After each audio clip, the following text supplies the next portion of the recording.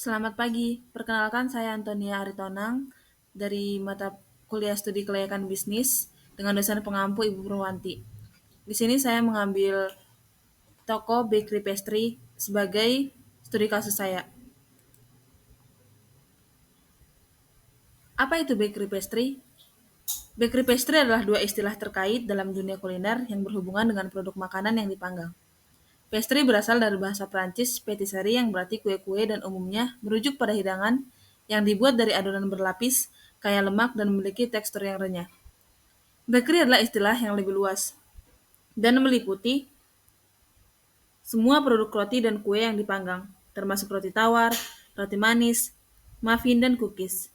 Bakery biasanya menggunakan proses fermentasi untuk menghasilkan tekstur yang lebih lembut dan mengembang, serta berfokus pada produk berbasis tepung yang dipanggang. Lalu untuk jenis-jenis bakery pastry, yang pertama ada croissant, puff pastry, Danish pastry, chalk pastry, short pastry, dan pillow pastry atau yang biasa disebut dengan filo. Lalu siapa saja yang menjadi target konsumen dan tren permintaan dari bakery pastry ini? Untuk target konsumen bakery pastry sendiri beragam. Umumnya terdiri dari beberapa segmen utama seperti keluarga, anak muda, pekerja kantoran, serta konsumen yang peduli kesehatan dan gaya hidup atau health conscious consumer. Segmentasi ini mencakup usia mulai dari remaja hingga dewasa, dan seringkali wanita usia 17-35 tahun menjadi kelompok potensial terbesar dalam preferensi pada produk yang enak, berkualitas, dan praktis. Tren permintaan bakery pastry di tahun 2025 menunjukkan beberapa arah perkembangan utama. Yang pertama ada fokus pada inovasi rasa yang berani dan perpaduan cita rasa global dengan sentuhan budaya seperti rempah eksotis dan konsep fusion atau hybrid pastry. Kedua, adanya pergeseran ke produk bakery yang sehat dan ramah lingkungan, seperti bakery vegan, plant-based ingredients, dan produk bebas gluten yang semakin diminati. Untuk estimasi modal sendiri, yang pertama ada peralatan dasar seperti oven, mixer, loyang, timbangan, cetakan, alat kecil lainnya yang berestimasi di sekitaran 10 juta rupiah. Untuk bahan baku, ada tepung, gula, mentega, telur, bahan pendukung lainnya, dengan estimasi biayanya 5 juta rupiah. Yang ketiga ada biaya operasional, yang di dalamnya mencakup listrik, air, pemasaran, dan tanpa gaji karyawan jika dikelola sendiri atau dengan skala kecil. Estimasi biayanya berkisar di 3 juta rupiah, dengan total modal awal sama dengan 18 juta rupiah. Untuk proyeksi laba sendiri, pendapatan penjualan berada di 20 juta rupiah, dan margin laba kotornya sekitar 40% dari 20 juta rupiah, yaitu 8 juta rupiah. Biaya operasional bulanan yang termasuk listrik, bahan baku ulang, kemasan, dan pemasaran berkisar di 5 juta rupiah, dengan laba bersih bulanan 3 juta rupiah. ROI atau Return of Investment dengan asumsi modal awal 20 juta rupiah dan laba bersih sekitar 3 juta per bulan. Maka ROI-nya adalah 3 juta dikali 12 per 20 juta dikali 100%.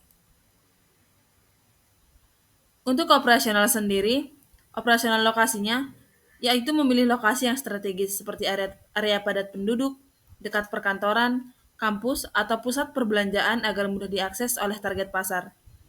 Untuk skala kecil, bisa memanfaatkan dapur rumah sendiri sebagai dapur produksi agar efisien dan hemat biaya sewa. Untuk sumber daya manusianya sendiri atau pekerjanya, dalam skala kecil membutuhkan atau cukup di sekitaran 1-2 orang dan memiliki pelatihan keterampilan produksi, terutama penting untuk menjaga kualitas produk dan yang memahami tentang pastry. Untuk proses produksi sendiri, ada persiapan bahan baku yang selalu menggunakan bahan berkualitas dan supplier terpercaya. Kedua, ada proses produksi dimulai dari pencampuran bahan, pengulanan, pembentukan adonan, fermentasi terkhusus untuk roti, pengovenan hingga pendinginan. Kemudian memastikan standar kebersihan selama proses produksi dan penyimpanan produk agar aman. Pengemasan dilakukan dengan kemasan menarik untuk menjaga kesegaran produk dan mendukung pemasaran dan daya tarik konsumen. Produk bisa dijual langsung di toko atau melalui reseller, kemudian menggunakan platform online dengan sistem pre-order. Pengelolaan stok bahan dan produk jadi perlu dilakukan dengan baik untuk mengurangi pemborosan dan produk basi. Untuk legalitasnya sendiri atau perizinan, yang pertama membutuhkan nomor induk berusaha yang diperoleh melalui sistem online single submission.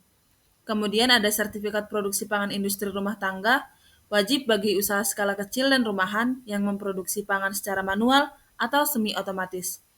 Menjamin keamanan dan kualitas pangan sesuai standar BPOM. Kemudian ada izin usaha industri. Ini diperlukan untuk usaha berskala menengah ke atas dengan proses produksi lebih intensif dari skala kecil dan menggunakan peralatan industri yang lebih canggih. Izin edar pangan dari BPOM.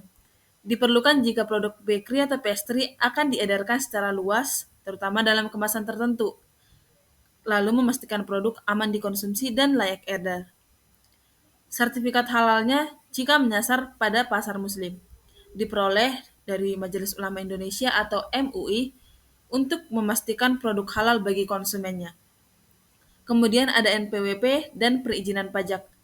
Usaha harus terdaftar untuk kepatuhan pajak dan perpajakan. Dampak sosialnya pada dampak lingkungan yang pertama, limbah plastik kemasan dan sampah anorganik seperti kertas pembungkus yang tidak terurai cepat berpotensi mencemari lingkungan.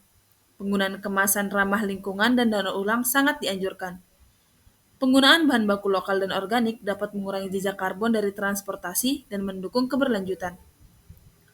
Industri bakery mulai menyesuaikan diri dengan tren produk rendah gula berbasis nabati atau plant-based dan tinggi serat yang ramah lingkungan dan lebih sehat bagi konsumennya. Pengelolaan limbah produksi atau sisa adonan dan bahan dengan sistem zero waste atau pemanfaatan ulang seperti pembuatan produk baru dari sisa croissant membantu mengurangi dampak negatif lingkungan. Dampak sosial atau inklusivitas atau keterlibatannya sendiri, usaha bakery pastry bisa memberdayakan tenaga kerja lokal, termasuk yang memiliki keterbatasan fisik dengan menyesuaikan pekerjaan yang sesuai dengan pelatihan khusus. Kemudian menggunakan bahan baku lokal juga meningkatkan keterlibatan petani dan produsen kecil dalam rantai pasok, memperkuat perekonomian komunitas sekitarnya. Penyediaan produk bagi berbagai segmen pasar termasuk produk halal dan bebas alergi memperluas akses bagi konsumen yang berbeda kebutuhan. Penerapan sistem usaha rumahan dan koperasi bakery dapat meningkatkan partisipasi usaha mikro dan kecil yang inklusif. Jadi usaha ini relevan untuk dijalankan. Sekian hasil presentasi saya, terima kasih.